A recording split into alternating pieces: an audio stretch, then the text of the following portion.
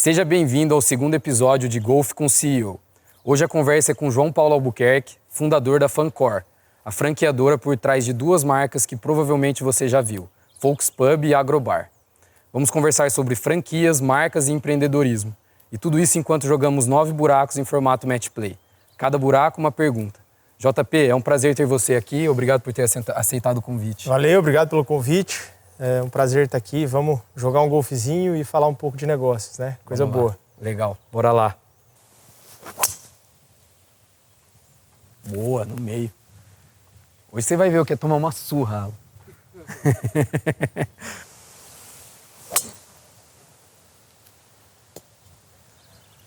JP, fala um pouco da sua relação com o golfe e como você entrou no mundo das franquias.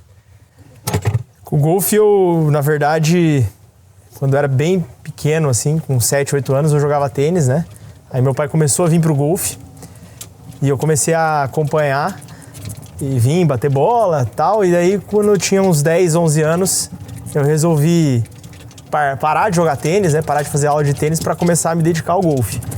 E meio que foi uma troca, assim, que eu fiz de esporte.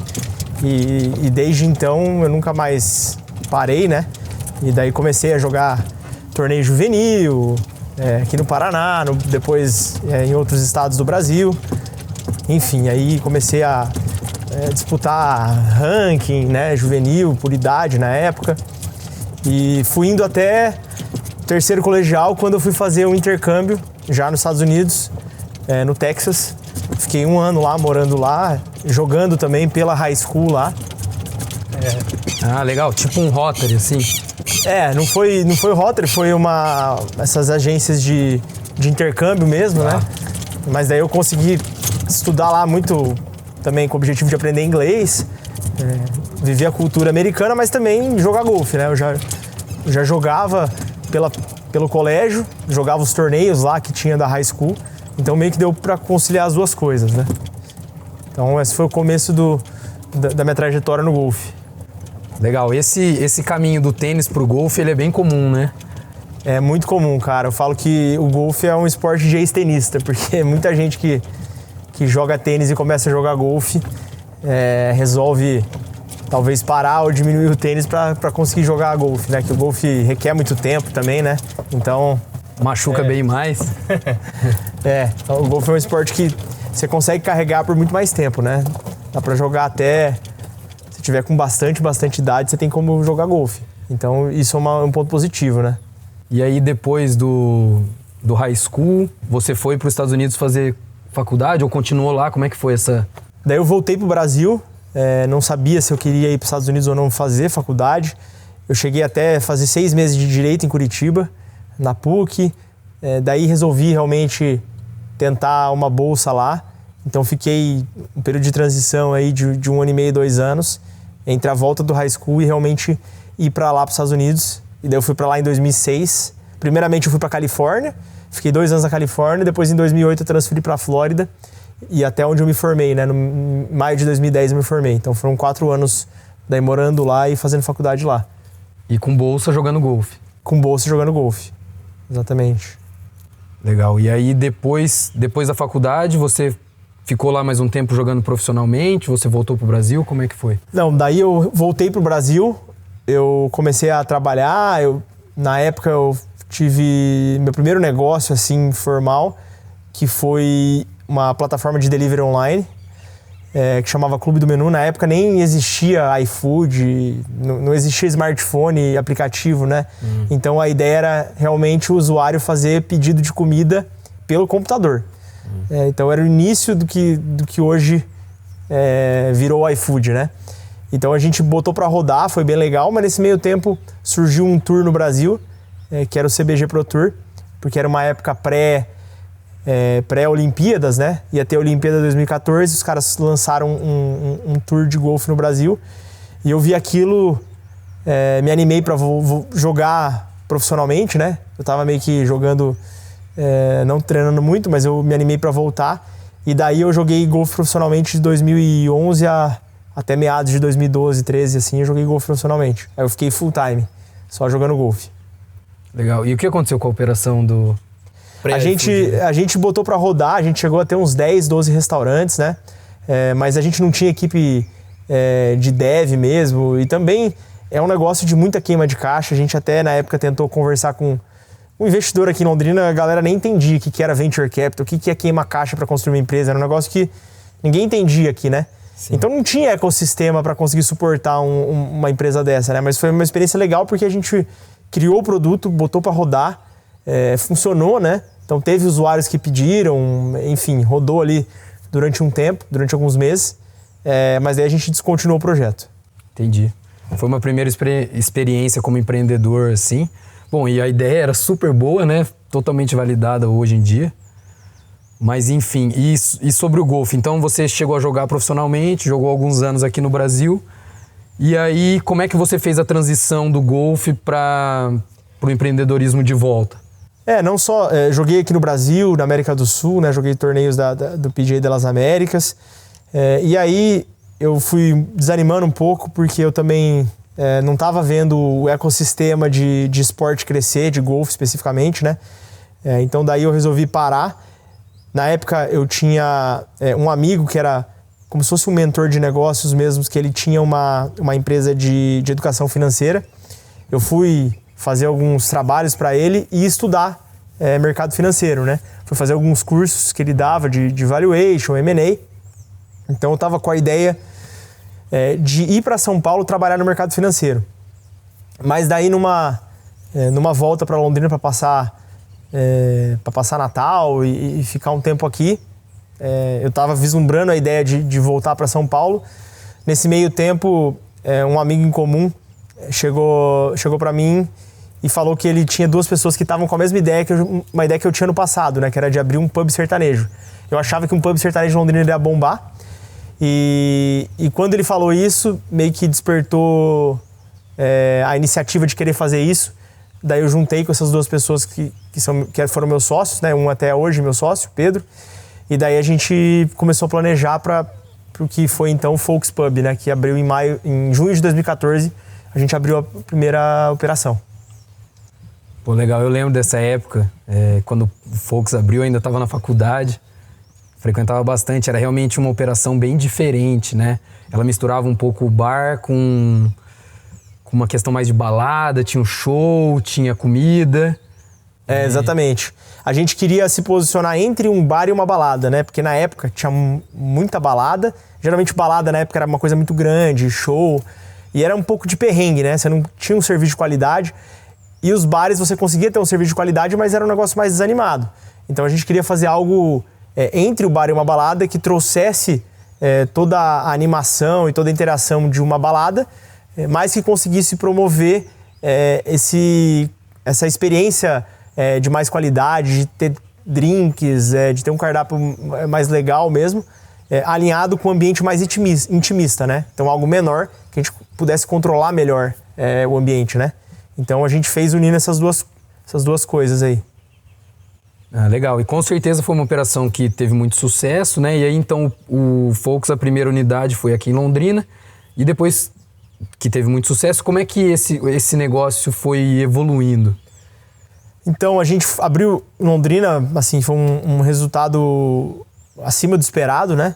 E a gente já tinha uma meta de abrir uma segunda unidade em menos de um ano, e daí a gente já começou ativamente a buscar possíveis sócios. A gente achava que a gente precisava de sócio local, porque esse relacionamento local contava muito para esse tipo de modelo de negócio, né?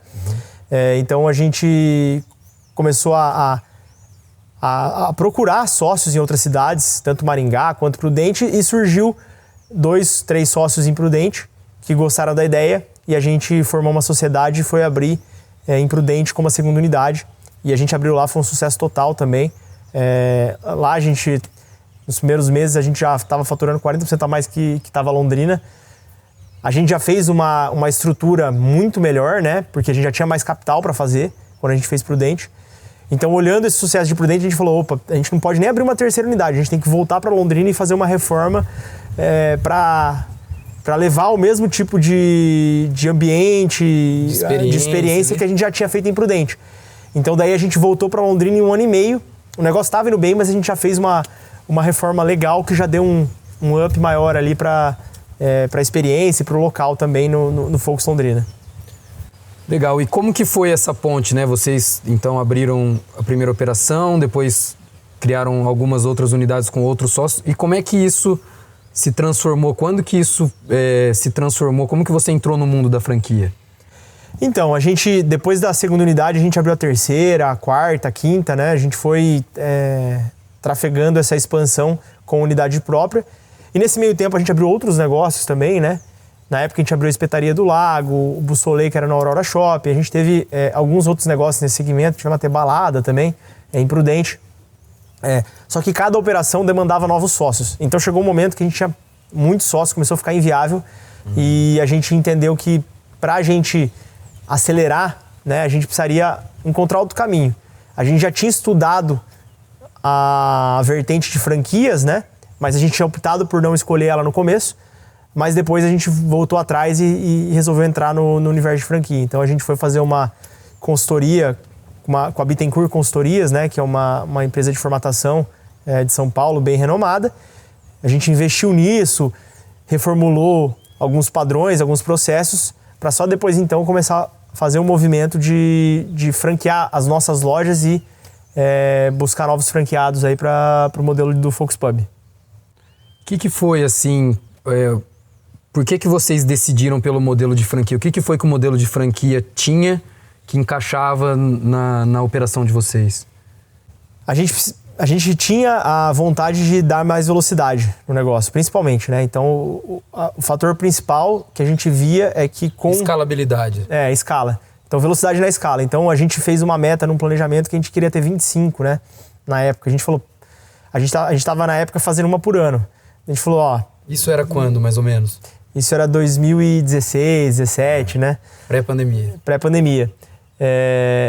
Ou até depois, na verdade, 2018, 19, porque a gente já estava com 4 unidades, indo para a quinta. Mas a gente, basicamente, estava abrindo uma unidade por ano. A gente falou, se a gente quiser ter 25, a gente vai demorar 25 anos. A gente tá tendo dificuldade em acelerar isso. E a gente viu a franquia como uma oportunidade de, talvez, acelerar esse crescimento. Então, esse foi o fator principal, assim, que a gente enxergou na franquia. Legal. Vamos lá, vamos jogar um golfe. Já deu pra ver que vai ser difícil ganhar de você, né, ex-profissional? Show. Valeu.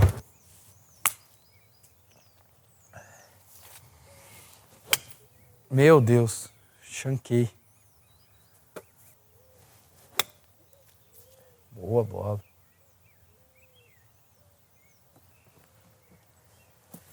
Bela bola. Olha.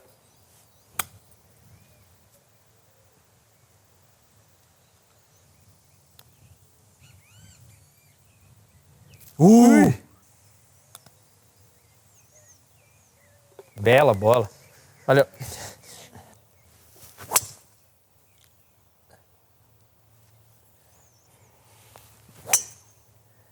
Boa. Valeu.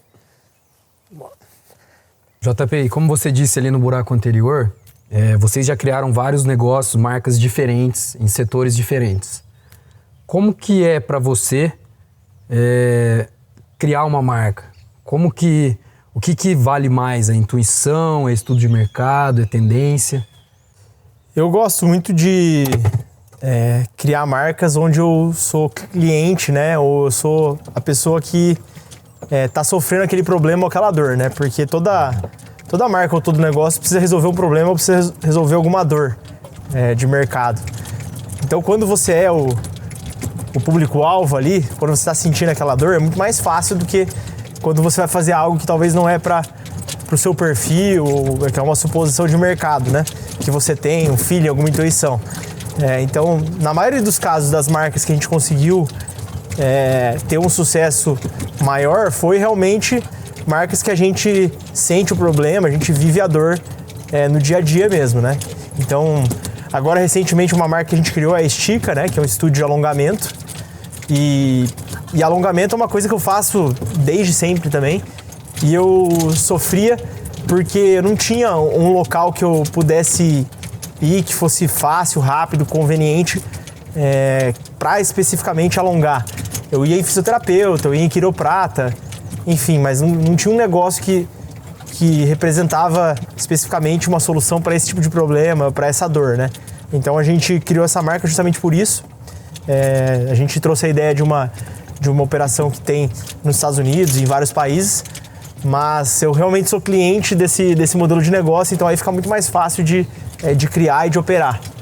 Entendi, legal. E muito interessante, porque realmente acho que qualquer negócio, para ele ser viável, é o que você falou, ele precisa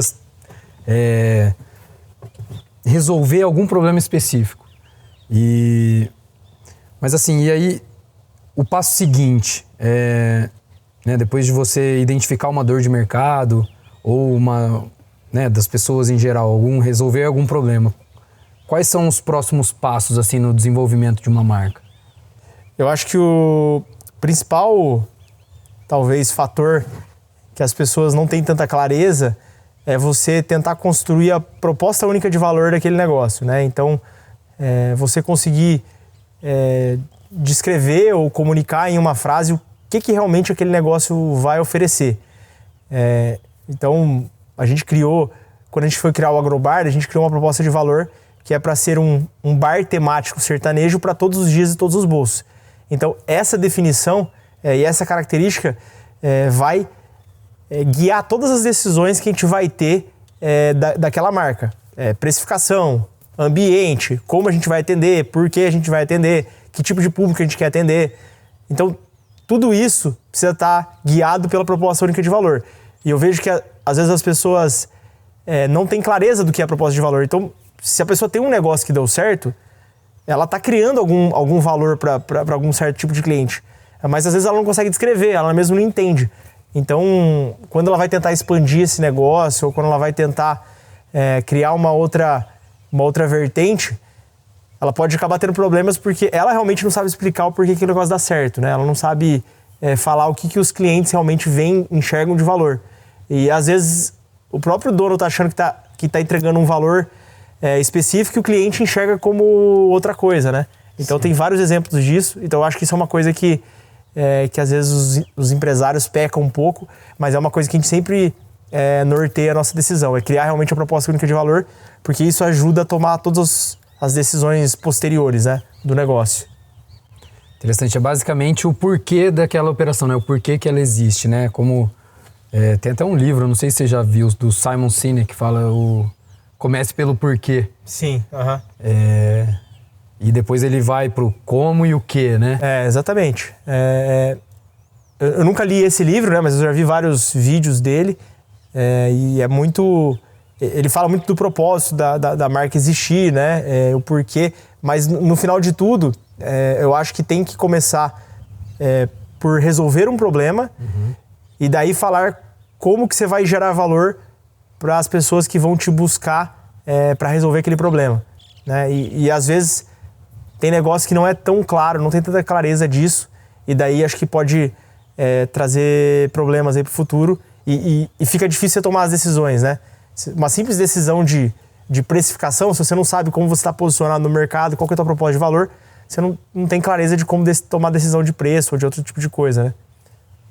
Legal, interessante. Essa clareza vai, na verdade, ajudar em tudo, né? Tanto na precificação, no marketing, no público-alvo, na definição de diversas coisas. Legal, interessante.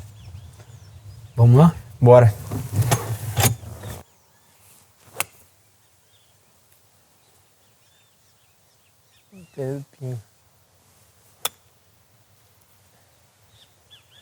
Bela bola.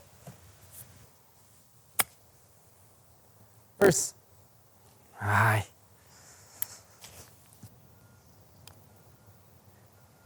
First. Nossa, faltou muito feijão.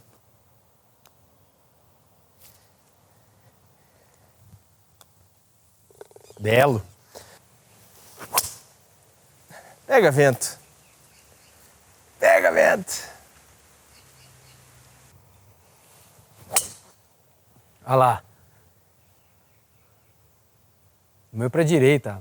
JP, se você fosse começar do zero hoje, você empreenderia através de uma franquia ou você começaria do zero? Eu acho que depende muito do perfil da pessoa, né, e do objetivo dela, né? Se é uma pessoa que está querendo botar dinheiro no bolso mais rápido, é melhor ela comprar uma franquia. Porque todo o reinvestimento de crescimento de marca, quem faz é a franqueadora, no final das contas, né? Então, comprar uma franquia significa que você está comprando um modelo já pronto, testado, você vai conseguir, muito possivelmente, botar dinheiro no bolso rápido, né? Agora, se você estiver olhando muito mais para criar um negócio do zero, fazer do teu jeito, né? Escalar, aí eu acho que você tem que partir para ser uma franqueadora, né?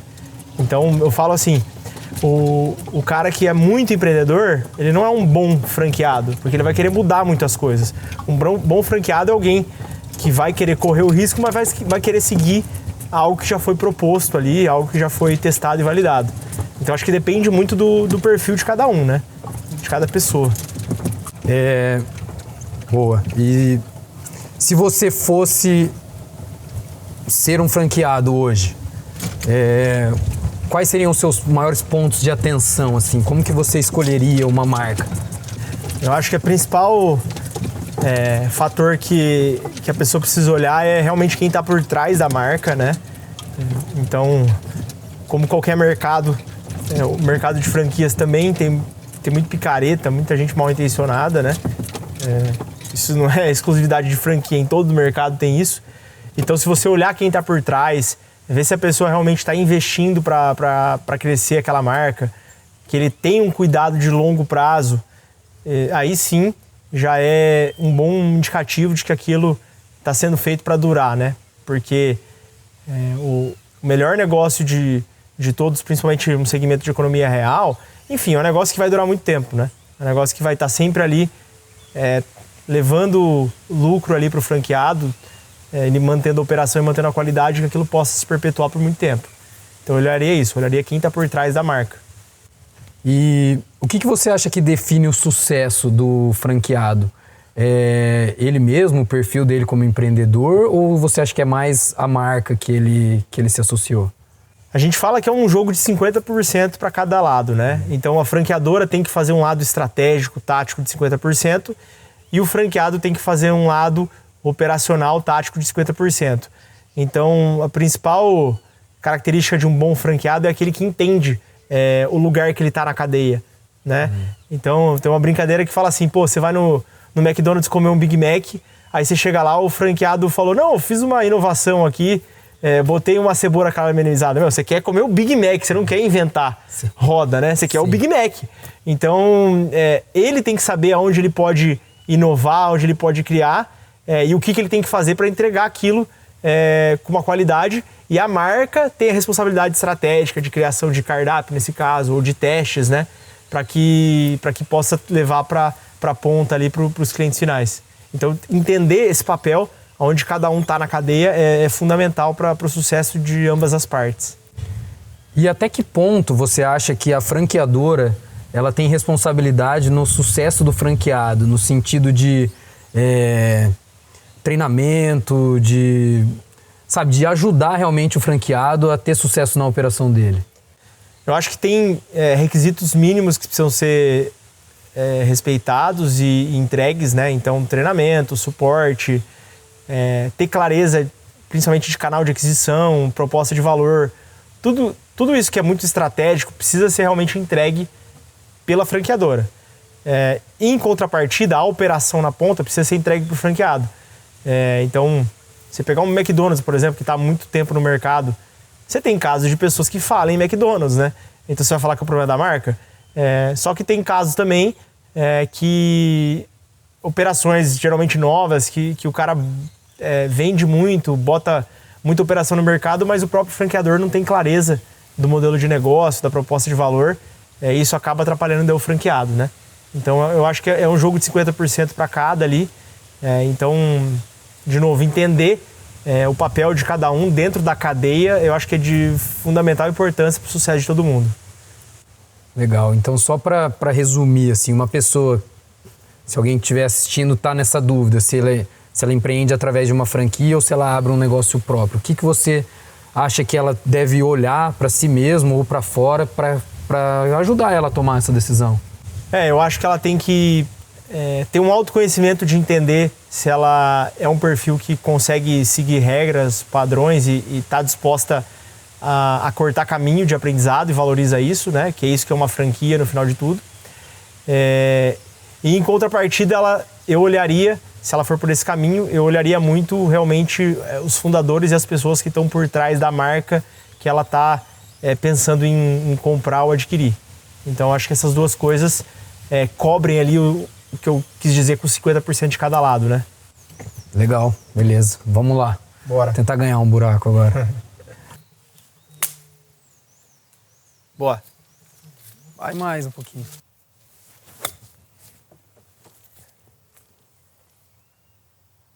Curta.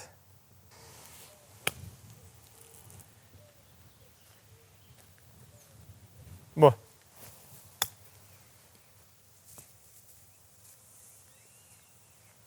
Para. Bela bola.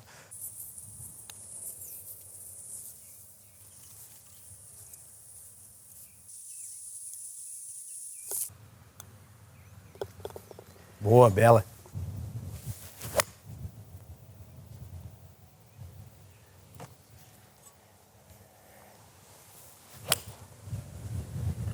Pega. Nossa, foi muito à esquerda. JP, ainda sobre a pessoa que tem interesse em ser um franqueado, tem algum sinal de alerta que essas pessoas precisam se preocupar na hora de escolher uma marca, no sentido de alguma coisa que elas podem observar que dá para ter uma ideia de que aquela não é a franquia certa para ela, ou por questões da própria marca, ou por questões de afinidade, ou alguma coisa relacionada ao próprio empreendedor? Eu acho que a pessoa tem que se identificar com o negócio, né? Se ver no dia a dia. Então, quando a gente está vendendo uma operação, por exemplo, do Agrobar, a gente tem que deixar claro e alinhar as expectativas para ela entender se ela é uma pessoa que ela gosta de estar com o público, né?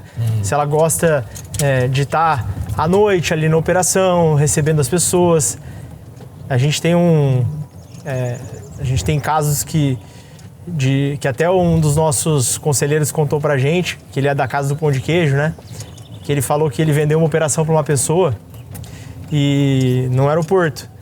E essa pessoa chegou no dia da operação lá, formou uma fila, daí ela ligou pra franqueadora falando, não sei o que eu faço, tem uma fila aqui. Ele falou, mas é esse que é o objetivo, tem uma fila, né? Então, ou seja, a pessoa não queria estar ali na frente do balcão ali, ter que lidar com pessoas. Então, esse tipo de entendimento, de percepção é muito melhor você ter antes de abrir do que depois, né? Então é importante você vivenciar a operação, ver se você tem afinidade com aquilo, porque senão você não vai conseguir tocar aquilo no médio e longo prazo, né? Sim, legal. E tem muita gente... essa questão da franqueadora, teve uma época que ficou um pouco queimada no Brasil, por, sei lá, a franqueadora às vezes querer expandir muito e querer mais expandir do que querer realmente que o franqueado ganhe dinheiro também com a sua operação. Tem alguma coisa que dá para a pessoa perceber quando esse tipo de coisa está acontecendo? Como é que você pode dar de conselho para essa pessoa com relação a isso? Tem algumas aceleradoras, né, de franquias no mercado que realmente eles só estão vendendo e não estão preocupados com o número de unidades que estão fechando depois, se é um negócio que tem longevidade, se tem sustentabilidade de longo prazo, né? Então, eu correria fora desse tipo de empresas, né? Que estão muito mais preocupadas só em vender franquia do que criar uma marca que vai durar e que vai se tornar uma marca de sucesso de longo prazo. Porque tem um benefício muito grande quando a marca se torna maior, mais conhecida. Tudo isso gera benefício na ponta para o franqueado, né? Uma rede conhecida, uma marca conhecida, é uma marca que vai gastar muito menos, é um custo de aquisição de cliente, né? Ou vai gastar muito menos para trazer cliente para sua loja. Então não adianta abrir ou vender milhões de franquias e depois metade fecha, né? Você não vai criar uma marca forte. E tem aceleradores que estão só no jogo para vender franquia. Então olhe bem se a pessoa está no jogo de realmente criar uma rede que vai durar ao longo prazo e vai criar uma força de rede. Excelente dica. Mais uma coisa, só para concluir esse tópico. A Fancor, quando ela vai escolher os franqueados, ela olha só se a pessoa tem capacidade de pagamento para abrir a franquia e tal, e dar o pontapé inicial, ou tem algum tipo de seleção que vocês fazem? Não, a gente olha o perfil da pessoa, entende se ela realmente tem alinhamento e tem aptidão para aquele tipo de negócio. E também a gente faz um background check aí de passado da pessoa, para realmente entender se ela está com boas intenções ou se ela é uma pessoa que não tem problemas com justiça ou problemas com outras pessoas, né? Então a gente olha tudo isso porque o processo de venda precisa ser uma seleção, né? Precisa ser uma seleção de franqueado. Quem não faz isso, está só vendendo a rodo, são essas empresas que você tem que sair fora, que você tem que correr, porque ele não está preocupado na longevidade, ele está preocupado só em vender para você e depois passar você para uma outra gestão. E o que você diria que é o maior diferencial da Fancor com relação a outras franqueadoras, outras redes franqueadoras? A gente tem muito cuidado com as nossas marcas, a gente reinveste muito, né? Nós praticamente a gente fala que a gente deixa nossos franqueados ricos enquanto a gente ainda está reinvestindo, porque é real, a gente nunca tirou nenhum real da nossa franqueadora porque está todo sendo reinvestido para realmente construir marca. O nosso objetivo é realmente criar uma rede forte, uma rede grande e aí sim realizar algum tipo de ganho financeiro, né? Não é botar dinheiro no bolso agora. Então, desde quando a gente fez o Volks atrás, a gente não estava preocupado em tirar dinheiro do negócio para comprar carro, não. A gente queria reinvestir, crescer e é a nossa mentalidade. A gente joga um jogo de longo prazo, a gente não joga jogo de curto prazo. Legal, bela mentalidade. Vamos lá? Bora. Para. Caraca, bela bola. Ai.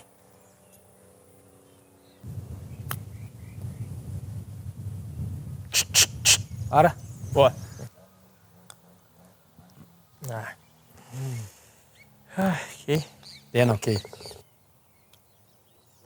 Não. Ai. Ai. Empatou. Bela bola. Olha. Ai, puxei muito. JP, muita gente tem negócio de sucesso e pensa, pô, vou transformar meu negócio numa franquia. Qual conselho você tem para essa pessoa? Eu acho que primeiro eu preciso buscar informação para realmente entender onde ela está entrando, né? Porque tem muita concepção errada mesmo. Quando a pessoa tem um negócio e acha que vai franquear, ela tem a visão de que vai botar 10, 15 franqueados, que esse dinheiro de royalties vai vir pro bolso dela, e não é bem assim, né? Então, eu sempre falo um dado que a galera assusta, mas basicamente, por média de mercado, o ponto de equilíbrio de uma franqueadora é entre 30, 40, 50 unidades, né? Nossa. Entre 30 e 50 unidades para estar zerando a franqueadora. Por quê? Porque você precisa de estrutura, né? Você precisa de equipe para dar suporte, você precisa de sistema. Então, para fazer bem feito, são uma série de coisas que precisam ser atendidas, né? Então, não é assim simplesmente vender franquia e achar que isso vai entrar no teu bolso. Não vai. E a galera às vezes entra no mercado sem entender isso, né? Então, acho que esse é o principal ponto. Quão importante é a pessoa buscar uma consultoria especializada como aquela que vocês fizeram? É de extrema importância. Tem que buscar alguma ou conversar com quem está no segmento, né? Porque a consultoria, ela vai te educar sobre o mercado de franquias, né? Mas mais do que isso, você também tem que entender as tuas motivações, as tuas ambições para entender se realmente é o jogo que você quer jogar. Então, na minha concepção, se um negócio não tem possibilidade de ter mais de 100 unidades, eu acho que não vale a pena você franquear. Vale a pena você crescer menor e talvez ir ter uma unidade própria. Porque é um jogo de escala, né? Ele só começa a ter ganho significativo de escala mesmo depois que você tem 80, 100 unidades. Então, eu não pensaria em franquear se é uma operação que não cabe mais de 100 unidades no Brasil, né? Entendi. Essa era justamente minha próxima pergunta. Se você vê como qualquer negócio tem a possibilidade de virar franquia, mas então a resposta é que a pessoa tem que saber até quão grande, quantas unidades ela pretende ter, Exatamente, que isso vai ser o norte para ela saber se o modelo de franquia é ou não viável. Assim. Tem alguns requisitos que vão deixar aquela operação mais atrativa para a franquia ou não, né? Mas de nada adianta ter esse requisito se você não quiser realmente tiver apetite para risco de ter mais de 100 unidades. Porque às vezes a pessoa acha que eu vou ter 30, 40 unidades, isso para mim tá bom, mas cara, então é melhor você ter 5 unidades próprias do que ter 20, 30 unidades de franquia, porque isso aí não vai ter ganho de escala, não vai te dar uma rentabilidade boa, né? Ser uma franqueadora não é só ter o contrato, né, de franquia e sair vendendo por aí, né? Acho que isso também é uma coisa que o pessoal às vezes tem essa falta de conhecimento até. Você tem que realmente criar uma estrutura para dar suporte. O teu negócio deixa de ser operar aquilo e realmente passa a ser fazer gestão de franqueados, né? Então você vai ter que ensinar, dar suporte, transferir know-how para essa galera para que eles possam, na operação, ter sucesso. Então muda muito, né? O que você fazia antes, o que você faz depois você vira uma franqueadora. Legal, beleza. Vamos lá. Não fez. Cai! Caiu na água? Para! Parou. Parou, tá boa.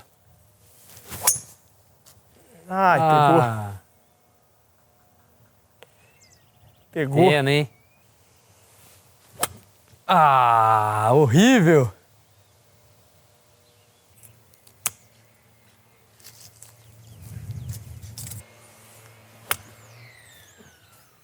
First. Ai!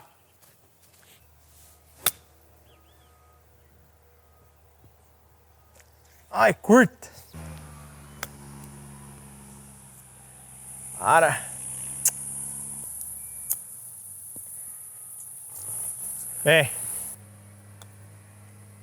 Bela. Perdi ela. Foi no green? Foi. Aguentei. Vai abrir. JP, e para você, qual que é a importância da governança corporativa, dos contratos, do profissionalismo na operação de vocês? Eu acho que é extrema importância, né? Eu acho que o processo de construir talvez um documento que vai regir as regras da sociedade ou de uma relação, né? Eu acho que esse processo é muito valioso, justamente porque ali você discute cláusulas e você está projetando situações do futuro, né? E ali você começa a entender como cada um pensa, né? Então, eu acho que não só o documento, como também o exercício da construção disso é bem valioso, justamente isso, para entender em diferentes situações, em diferentes cenários, como seria a reação, qual seria a postura adequada para cada parte ali relacionada, né? Que é a principal barreira, eu acho, né? Acho que as pessoas, às vezes, não procuram esse tipo de profissionalização por ter que passar por essa discussão, essa conversar coisas difíceis, né? Com sócios, às vezes com familiares. E daí você vai só esperar para o problema ficar maior para depois ter algum embate, alguma discussão, né? Então é muito melhor você ter isso aí quando não tem pouca coisa em jogo, né? Do que fazer depois que se o negócio crescer e der resultado, vai ficar uma discussão ainda mais difícil, né? Então, muito melhor ter ela antes. Você acha que esse tipo de profissionalização, nessa parte, especialmente jurídica, de ter uma base jurídica forte, ela faz diferença no longo prazo, no sucesso do negócio em si? Com certeza. Eu acho que faz muita diferença e vai ajudar, né? Vai ser um instrumento que tem que ajudar ali a caminhada da empresa. Então, eu vejo como essencial mesmo. Porque vamos dizer, né, no começo tudo é uma maravilha, né? Mas os problemas, assim, eles são inerentes a qualquer pessoa, seja pessoa jurídica, né, uma empresa ou uma pessoa física, acho que os problemas eles vão acontecer, né? E acontecem. Não é não é se vai acontecer, é quando vai acontecer, né? E você ter alguma coisa já preparada para prevenir esses problemas. E as pessoas mudam, né? As expectativas e vontades também mudam. Então, há 11 anos atrás era uma pessoa, hoje eu sou outra, né? Então, essas relações precisam estar balizadas tanto por conversas e reuniões, elementos de expectativa, quanto também por contratos e instrumentos jurídicos. Legal, beleza, vamos lá terminar esse buraco aqui. Agora eu preciso virar esse jogo. Quatro buracos seguidos. Todos os restantes.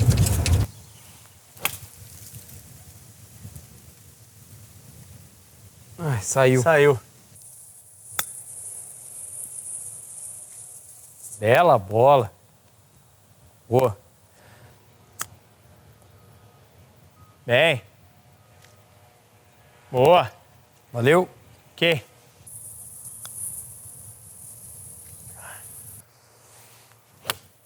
Ai, não, horroroso.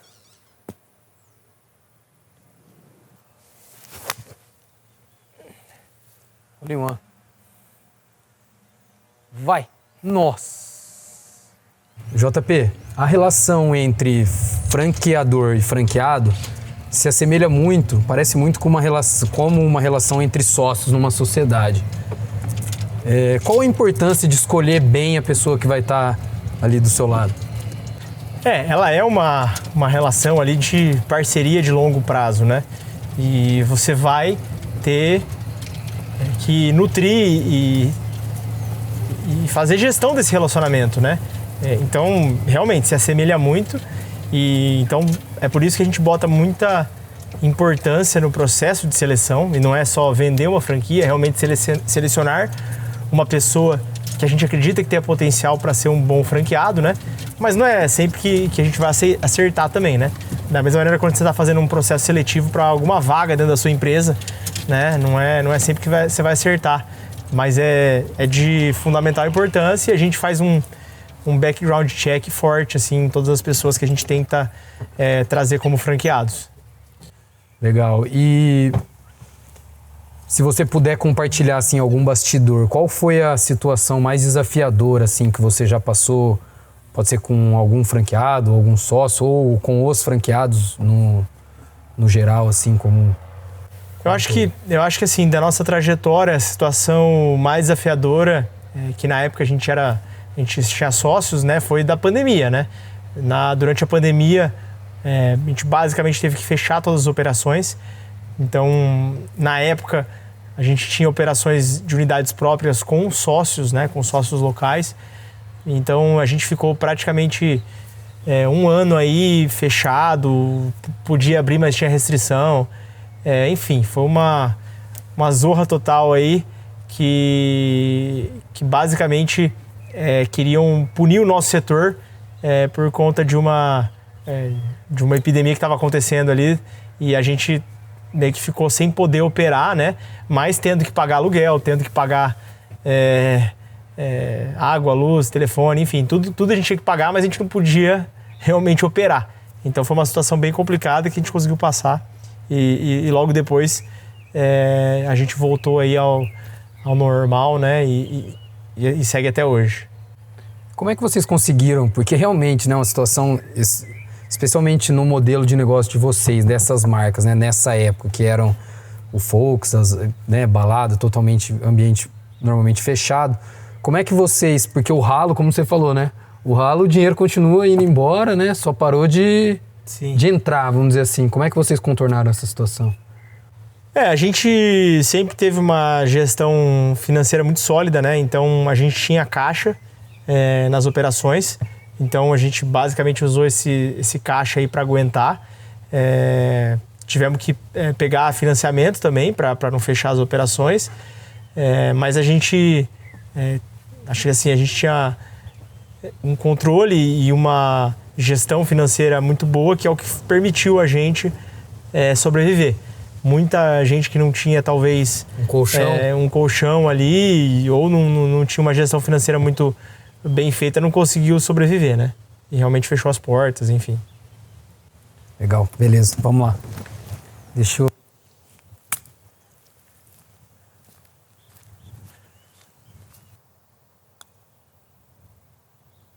Belo bird. Olha, Aí ficou difícil agora, hein? boa! Bela bola. Olha, Meio. Ai, vai cair no lago. pega vento. Ó o chuá. Voltou, Ué, pra onde foi? pegou, tá? JP, e olhando para o futuro, quais são as tendências que você imagina que vem forte aí para o mercado de franquias? A gente está apostando muito nos segmentos de wellness mesmo, né? Agora com a Estica, que é a nossa nova marca.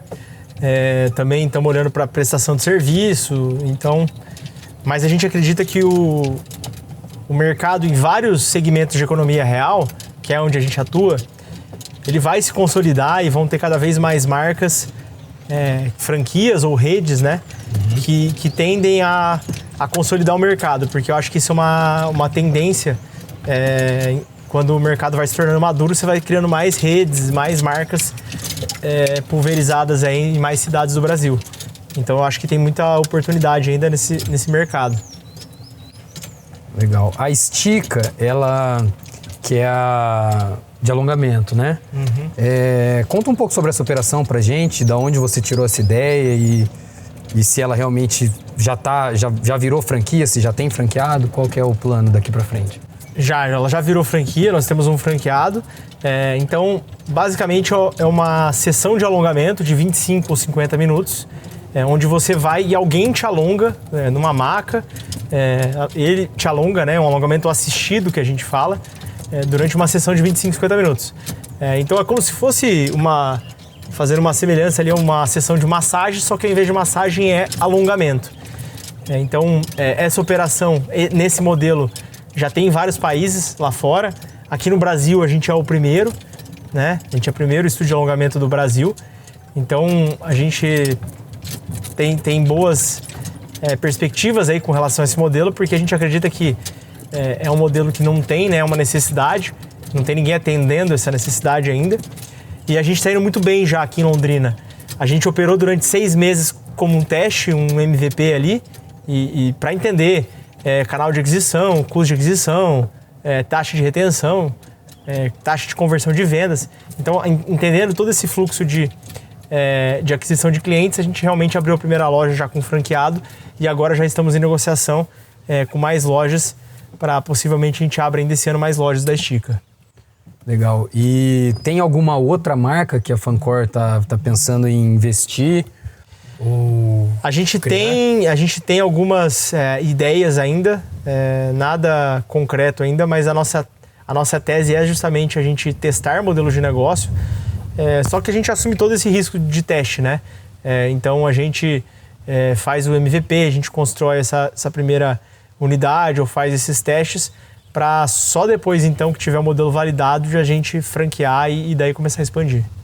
Esse MVP, essa primeira, vamos dizer assim, essa primeira operação sempre é feita, então, de uma forma própria. Vocês mesmos abrem, operam, testam? Sim, a gente criou uma metodologia, né, para realmente testar e dar os primeiros passos ali.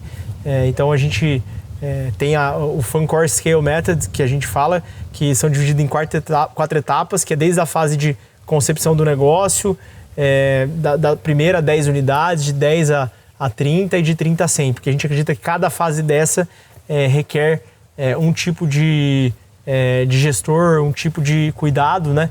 Então é como se fosse ali o começo é a série C até chegar na série A, né? Então a gente dividiu essas 4 fases e é um modelo que a gente fez nosso para realmente criar uma esteira de criação de modelos de negócio dentro das franquias. Muito legal, interessante, muito profissional. E desejo muito sucesso aí para a Fancor no futuro. Mas agora eu preciso ganhar esse buraco para ver se... Precisa ganhar 2 buracos para empatar, né? Para empatar, vamos lá. Ai, vai ficar curta. Ai, caiu na... Ai, parou na banca. Belo tiro. Vou! Boa bola. Força.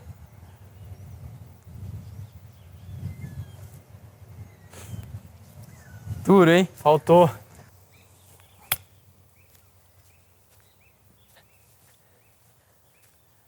Não foi ruim. Ui. Meu Deus. Força.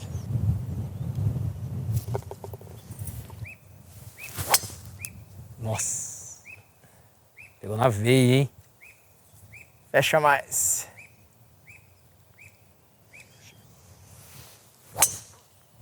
Nossa, fatiei a bola, ó. Horrível. JP, então pra acabar, a última. Parabéns pela vitória. Já chegou aqui vencedor no último buraco. Obrigado. Obrigado pelo jogo, pela conversa, já antecipadamente. Mas se você puder compartilhar a última coisa. Durante todos esses anos como empreendedor, né? Posso dizer um mega empreendedor, tanto como resultado, mas também como, assim, de empreender em diversas marcas e estar sempre inovando e criando coisas novas. O que você pode deixar para quem tá assistindo como, assim, a principal lição que você teve durante todos esses anos? Eu acho que hoje eu tenho mais clareza de que talvez a diferença de onde você tá para onde você quer chegar é justamente o que você não sabe, né? Porque se você soubesse, você conseguiria cortar caminho e chegar naquela posição mais rápido, né?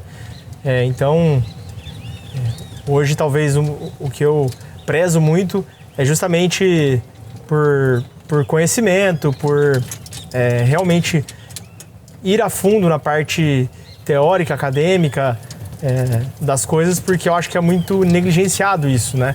As pessoas querem abrir um negócio, mas às vezes não estudam, não tem base nenhuma sobre finanças, sobre contabilidade, sobre qualquer assunto, né? E aí fica muito difícil dar certo. Qualquer coisa que aconteça, falta repertório para conseguir tomar decisão, né? Então, eu acho que independente de qualquer empreendimento que você for fazer, você precisa se aprofundar, você precisa estudar, você precisa ter profundidade no assunto que você vai entrar, porque isso vai te ajudar a realmente alcançar seus objetivos de forma mais rápida e mais fácil. Extremamente importante, acho que é o que você falou, né? O seu limite, né? O limite do seu negócio basicamente reflete o seu limite, né? O do seu conhecimento, até onde você hoje consegue chegar.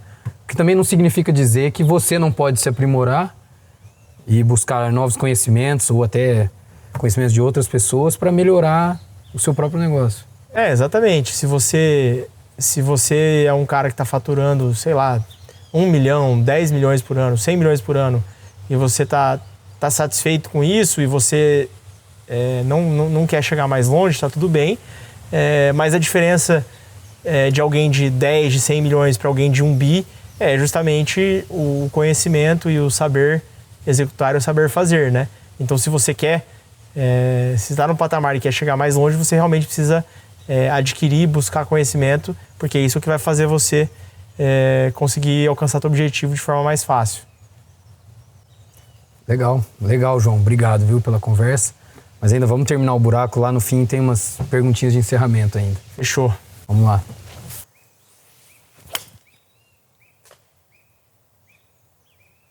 Aonde foi? Voltou pro meio. Boa.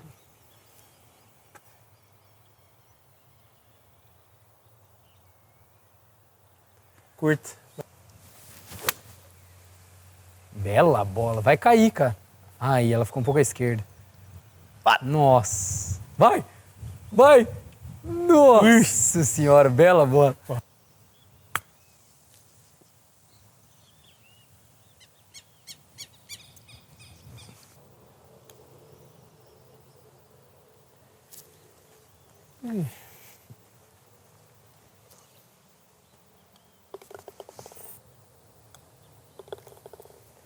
Mais um Bird.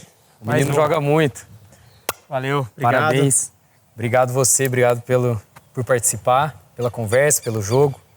Valeu. Foi muito agradável, sempre bom jogar com você. E só para matar, encerrando, é uma brincadeira que a gente faz no podcast. Bom, primeiro, qual handicap no golfe? Hoje é 0. 0. Ex-profissional, ó, precisa descontar, perder para ex-profissional, tá ótimo. E como empresário, se você pudesse se dar um handicap como empresário, qual seria? Eu acho que se eu pensar num contexto do Brasil, eu daria talvez um 3, 4. Mas se eu fosse pensar num contexto talvez de Vale do Silício, acho que eu me daria uns 10. Legal. Parabéns, viu, JP? Obrigado. Show. Parabéns pela operação, pela Fancor, sucesso. E obrigado por dividir esse dia aí comigo. Valeu, obrigado. Quem quiser também conhecer mais as nossas marcas, é só procurar o nosso site, fancorgroup.com.br. Lá tem mais informações. Eu vou deixar no link do vídeo todas as informações do JP, da Fancor, para quem tiver interesse, entra lá e... Inclusive no Instagram fala bastante sobre marcas, né? Sim, também no meu Instagram eu posto algumas coisas lá, é @jpalbuquerque_ no final. Valeu, gente. Obrigado. Valeu, JP. Obrigado. Obrigado. Valeu.